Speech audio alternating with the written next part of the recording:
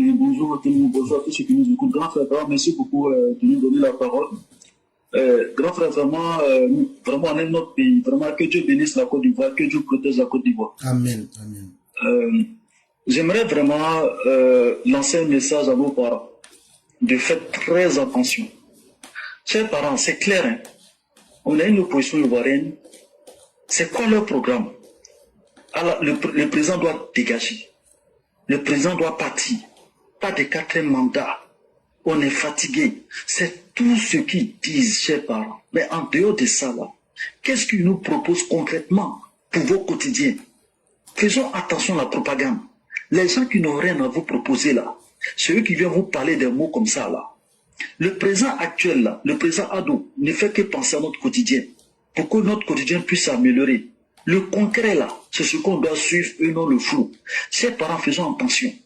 Ces temps-ci là, jusqu'à l'automne 2025, les gens vont venir vous raconter du n'importe quoi pour mettre les populations en palabre, chers parents. Quand on vient vous rapporter une information là, faites très attention. L'opposition ivoirienne là, ils sont très forts dans ça.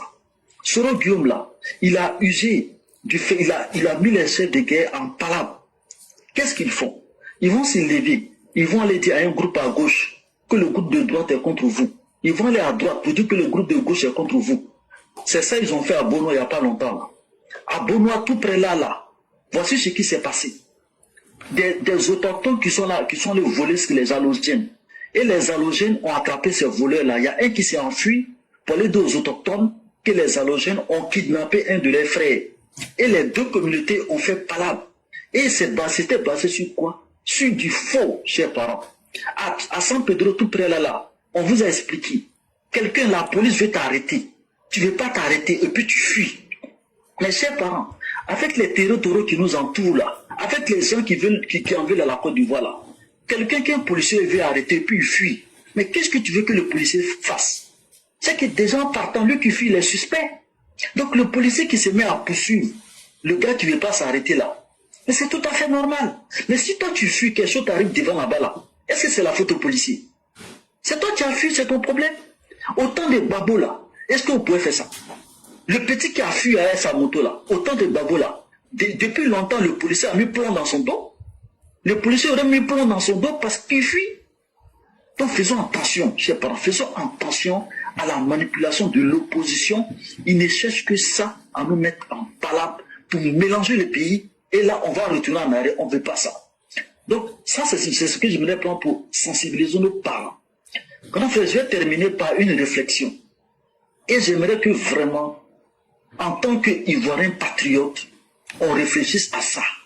En tant que des Ivoiriens qui aiment leur pays là. C'est pour ça que j'ai commencé par ça.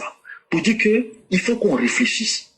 Chers grands frères, le conflit entre l'Iran et puis l'Israël et les États-Unis, moi, ça m'a fait beaucoup réfléchir. Si vous savez, moi je connais beaucoup le milieu universitaire. Et quand tu t'assois dans le milieu universitaire aujourd'hui, en Occident là, les Iraniens, ils sont partout. Ils font les doctorats, ils font des recherches, ils font ceci, ils font cela. Et qu'est-ce qu'ils font? Ils ont un programme pour amener pour rapatrier ces connaissances-là en Iran, pour aider leur pays à être au top niveau. Mais voici ce qui s'est passé. L'Iran a tenu tête à l'Israël. Qui aurait pu s'attendre à ça?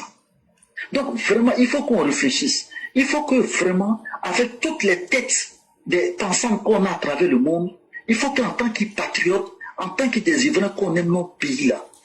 Vraiment, il faut que, si on veut que notre pays aille de l'avant, et c'est ce que les Chinois aussi ont fait, ils ont amené leurs compatriotes à prendre, et ces compatriotes sont revenus pour aider le pays. Donc il faut qu'on ait ce patriotisme-là. Vraiment, il faut que si les conditions soient réunies aussi au pays. Donc les Ivoiriens qui vont pour chercher la connaissance-là, il faut qu'on ait une politique pour les aider à revenir, pour aider le pays par patriotisme. Mais si un Ivoirien qui a la tête, qui a une tête pensante, qui doit retourner en Côte d'Ivoire pour aider le pays là, et puis les documents qu'il doit déposer là, c'est comme la Bible et le Coran, mais on est mal parti là. Donc je suis parti de l'exemple de l'Iran, pour dire que vraiment, il faut qu'on ait ce sentiment de patriotisme. Hein. Il faut qu'on aide nos têtes pensantes à retourner et à mettre à la disposition du pays ce qu'ils ont appris pour aider le pays comme ce que les ingénieurs iraniens ont fait. Qui aurait cru qu'aujourd'hui là, l'Iran aurait donné tête à l'Israël et par ricochet aux États-Unis? Qui aurait cru? Pourquoi? Parce qu'ils ont compris. Ils ont envoyé leurs compatriotes apprendre dans les universités et voici le résultat que ça a donné. Merci grand frère, bonne journée. Merci beaucoup le grand maître, merci pour ce que vous avez dit. Et pour ceux qui sont musulmans, Dieu pose quand même la question de savoir, est-ce que vous ne regardez pas les signes? Et il va plus loin pour dire que Nabi Issa est aussi un hayat, est aussi un signe. Et c'est là que vous vous rendez compte que le terme hayat ne signifie pas forcément verset du Coran, mais ça veut dire aussi un phénomène qu'on peut observer. Et c'est pourquoi Dieu dit dans votre propre Coran que nous remplaçons des ayats par d'autres ayats. Ça ne veut pas dire que nous remplaçons des versets par des versets. Dieu, il est omnipotent, omniprésent, omniscient. Il ne peut pas se tromper pour dire quelque chose était vrai hier, mais je me suis trompé, j'ai corrigé. Il n'y a aucun verset abrogé. Il n'y a simplement qu'une évolution. Le terme hayat ici signifie simplement nous changeons les phénomènes en fonction des temps. Il y a 1000 ans, les gens se déplaçaient avec des âmes. Aujourd'hui, quelqu'un qui se déplace avec un âme, tu es vu comme un étranger. Mais quand tu te déplaces en Rolls-Royce, tu te déplaces en jet privé, c'est ce qui est la réalité de notre moment, c'est ce qui est le signe de notre temps. Et chers frères, il y a beaucoup. Ils sont dans notre temps, mais ils ont encore les idées congelées dans le précambrien. Ils ne veulent pas évoluer leur cycle mental. Sinon aujourd'hui, ce que tu viens de dire là, tous les hommes intelligents voient ça. Et les Africains, c'est nous qui sommes les seuls à ne pas vouloir changer de signe. On pense que c'est en suivant les autres que les autres auront pitié de nous. Non. C'est en allant prendre le savoir, l'adapter à nous-mêmes, nos besoins. L'Iran vient de désciencer le dôme de fer. L'Iran a désciencé les Amériques. L'Iran a désciencé l'ordre mondial. Comment ils ont pu le faire? Avec des missiles supersoniques. Tout le monde entier était étonné. C'est le savoir, c'est la connaissance. Et je parle comme ça parce que c'est vendredi pour les musulmans.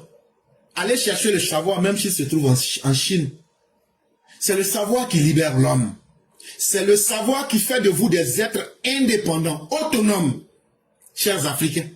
Ce n'est pas en suivant les Russes, ce n'est pas en suivant les Américains, ce n'est pas en suivant les Français. Suivez vous-même, suivez la voie de vos ancêtres. Mais sachez que vous n'êtes plus dans les temps passés. Ce n'est pas l'histoire du passé qui va construire l'Afrique. C'est qu'est-ce que nous faisons aujourd'hui. Comment nous accumulons le savoir pour nous libérer. Voilà notre vrai maître. Chers frères, merci pour tout ce que tu fais avec beaucoup de silence pour la Côte d'Ivoire. Merci d'aider le pays sans faire de publicité. Mais je crois que Dieu n'est pas aveugle. Et Dieu va payer chacun en fonction de ce qu'il fait. Et tu comprendras de quoi je parle. Ok, pas de grand frère. Merci beaucoup. On est notre pays, que Dieu protège la Côte d'Ivoire. Amen, amen. Merci aussi et bien des choses à vous ainsi qu'à la famille. Merci. Je vous en prie.